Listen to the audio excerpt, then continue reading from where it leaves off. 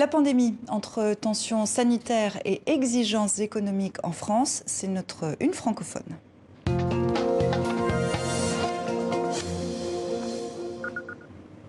À Marseille, la fermeture des bars et restaurants aurait dû entrer en vigueur aujourd'hui samedi. Elle a été repoussée à demain soir.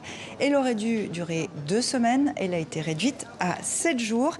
Delphine Roux, bonsoir. Merci d'être avec nous. Vous êtes la propriétaire d'un restaurant sur le Vieux-Port de Marseille. Est-ce que ce sursis fait retomber votre colère? Non, pas du tout. Pas du tout, parce qu'on l'a appris seulement hier à 19 heures. Et en fait, on n'a pas prévu de marchandises. Donc, on a 48 heures, mais avec pas de marchandises. Et puis, on ne sait pas si ça va durer une semaine ou 2 semaines. Donc, pour nous, c'est même pas une bonne nouvelle. Est-ce que votre établissement est en danger? Complètement, oui. Complètement. J'ai 9 salariés. Les 2 mois et demi de fermeture ont été très difficiles. Et même avec le chômage partiel, j'ai des frais fixes énormes et je ne suis pas du tout sûre de pouvoir surmonter la vente. Delphine Roux, vous restez avec nous. J'accueille Jean-Guilhem Daré. Bonsoir. Bonjour. Vous êtes délégué général du syndicat des indépendants et des TPE, les très petites entreprises qui représentent 4 millions d'emplois en France. Est-ce que vous comprenez la décision des autorités françaises, décision pour raisons sanitaires? Non, pas du tout. On ne comprend pas cette décision, tout simplement parce que depuis des mois, on nous dit ce qu'il est nécessaire de faire, on nous donne des protocoles sanitaires pour que justement nos clients puissent continuer à venir dans nos entreprises. Madame Roux l'indiquait, il y a effectivement elle a déplacé ses tables, on met du gel hydroalcoolique, on porte le masque.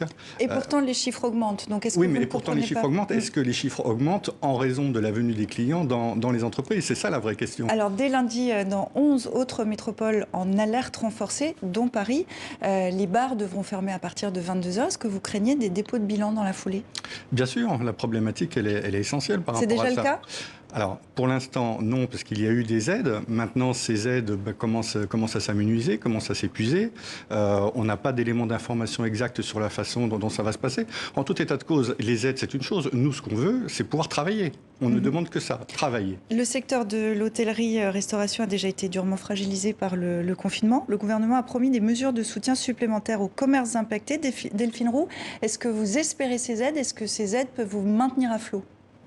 Non, comme disait le monsieur, on n'attend pas des aides juste pour pouvoir travailler correctement, sachant qu'en aucun cas, on est responsable de la propagation du virus. On a écarté les tables, on donne du gel hydroalcoolique à tous les clients, le personnel et nous-mêmes, on se lave très régulièrement au gel. On ne comprend pas cette mesure pour nous, les restaurateurs, parce qu'on n'est vraiment pas... On n'aggrave pas du tout la Covid, on n'est pas responsable du tout. C'est un faux problème. Jean-Guilhem Daré, en quoi vont consister ces aides et soutiens de l'État? Eh bien, il va y avoir ce qu'ils appellent un renforcement du fonds de solidarité, niveau 1, niveau 2. Après, c'est extrêmement complexe en fait pour les chefs d'entreprise parce que selon que vous êtes sur une liste S1, S2, vous n'avez pas les mêmes droits. Selon que vous avez une baisse de chiffre d'affaires de 50%, 80%, c'est pas les mêmes droits non plus. On est dans un boubli-boulga administratif qui devient complètement incompréhensible. Autant sur la phase 1, en mars, avril, mai, c'était assez clair, c'était même assez rapide. Et là, très honnêtement, les chefs d'entreprise étaient plutôt satisfaits.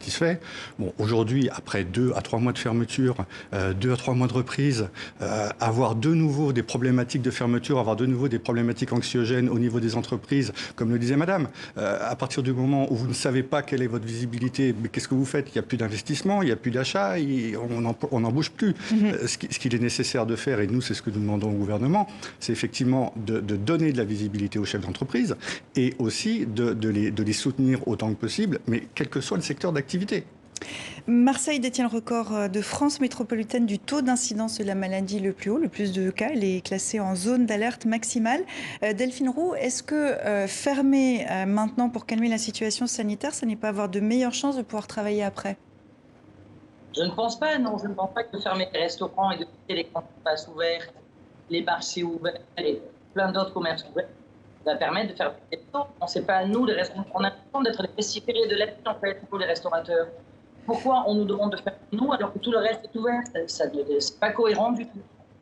Jean-Guilhem Darré, comment gérer l'incertitude qui caractérise cette époque quand on est un entrepreneur, qu'on a une petite entreprise? Qu'est-ce que vous recommandez, vous?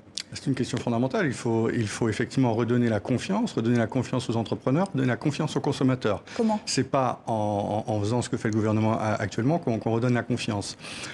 Il faut rappeler que, compte tenu des protocoles sanitaires qui ont été mis en place dans nos entreprises, il n'y a aucun risque à venir dans nos entreprises. Voilà, très clairement, il faut qu'on puisse travailler. Jean-Guilhem Darré, merci beaucoup. Merci à vous, Delphine Roux, d'avoir été avec nous depuis Marseille. Merci à vous deux pour cet échange.